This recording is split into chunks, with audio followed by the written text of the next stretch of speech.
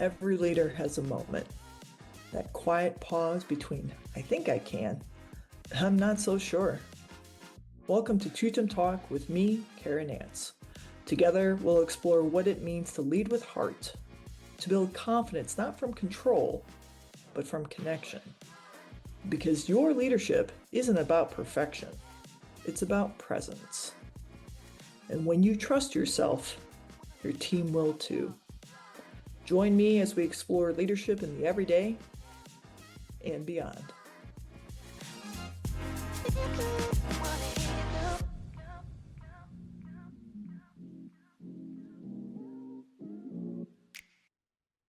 Hi, friends, and welcome back to Tutum Talk, where we explore leadership in the everyday and beyond.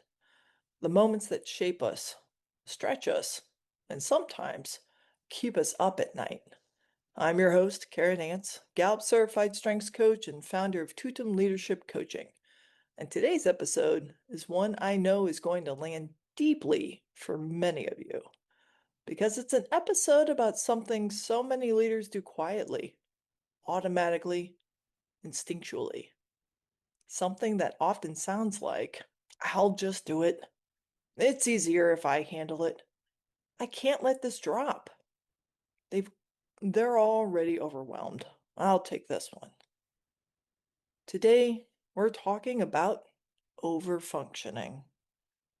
And not as a badge of honor, not as a personality trait, but as a pattern. One that looks like leadership on the surface and often gets praised as leadership, but that can slowly, quietly drain the life out of you. So let's get into it. If you're an overfunctioner, you usually don't realize it at first. It just feels like being responsible, being dependable, being the one who holds things together. People trust you. People come to you. People lean on you. And somewhere along the way, you start to believe, if I don't hold it, it will fall apart. And the world rewards you for it. But here's the truth most people never hear. Overfunctioning is not leadership. It's a survival strategy.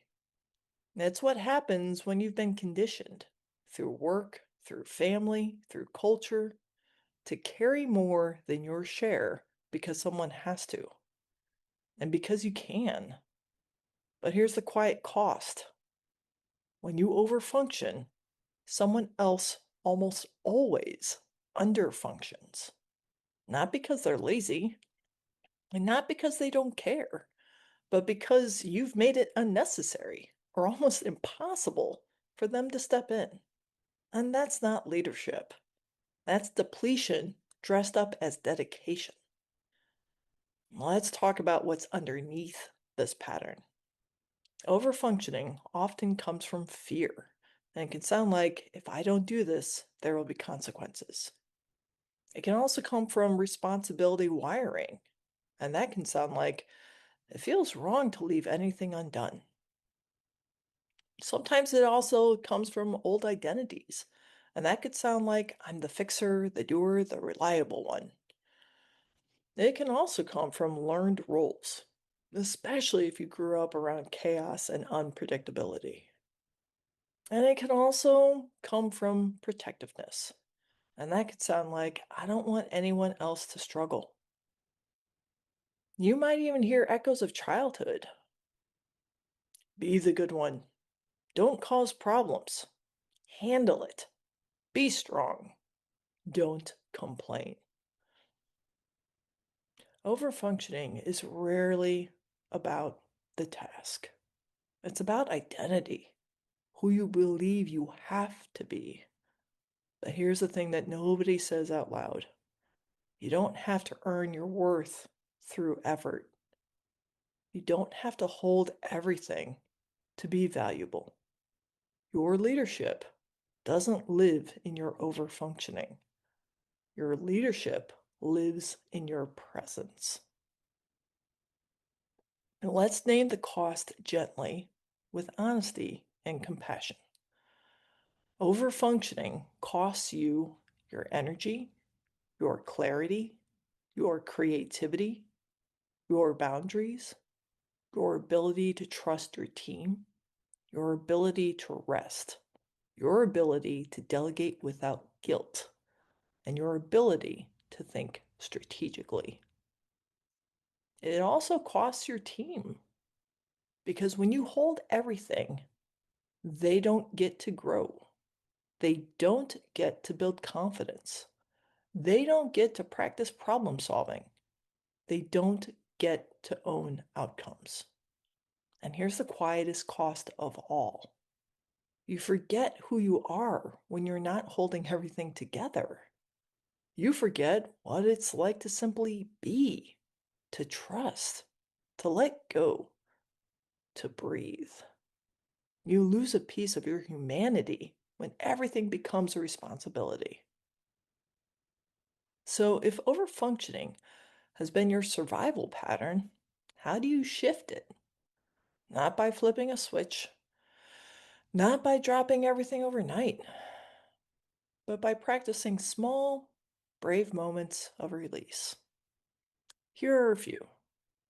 First one, ask yourself, is this mine to hold? Because not everything that lands on your desk is yours to carry. There's another one. Notice where you feel urgency. Urgency is often the first cue of overfunctioning. I invite you to pause, breathe, and ask what's driving it. Another one is when you let someone else take the lead, even if they do it differently. Different is not wrong. Different is not dangerous. Different is growth. Another small, brave moment can be communicate expectations instead of taking over, because clarity is an investment in shared ownership. Another small, brave moment is practicing tolerating discomfort. Overfunctioners hate watching things unfold imperfectly, but leadership includes letting people find their own way. Another small, brave practice is remember, your worth is not tied to your output. Your value isn't measured in how much you carry. I want to offer a reframe I share often with the leaders I coach. Stepping back doesn't mean you care less. It means you're leading differently. Stepping back creates space for your team to rise, for you to breathe, for the system to stabilize, and for clarity to rebuild. One small release at a time. And here's something you need to hear. Overfunctioning isn't noble, it's costly. Sustainable leadership is shared leadership. Before we wrap up, I want to invite you to take a breath right now, wherever you are. A slow one.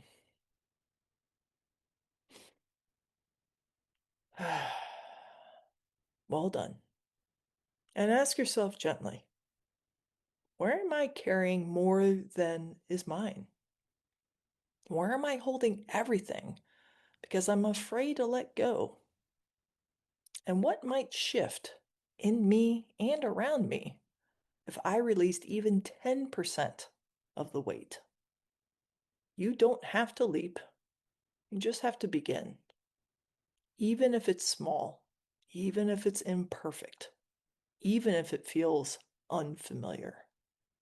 Because you deserve a life and a leadership where your shoulders aren't always tight, your evenings aren't always full, and your worth isn't always measured by what you rescue. You deserve freedom, clarity, and room to breathe. Thank you for spending this time with me today. It means more than you know. If this episode felt familiar, if you recognized your own patterns, your own tenderness, your own exhaustion, I want you to know you're not alone. Overfunctioning is common and it's survivable. And it's absolutely transformable. And if you want support in rewriting these patterns for yourself or for your team, I'm here, truly.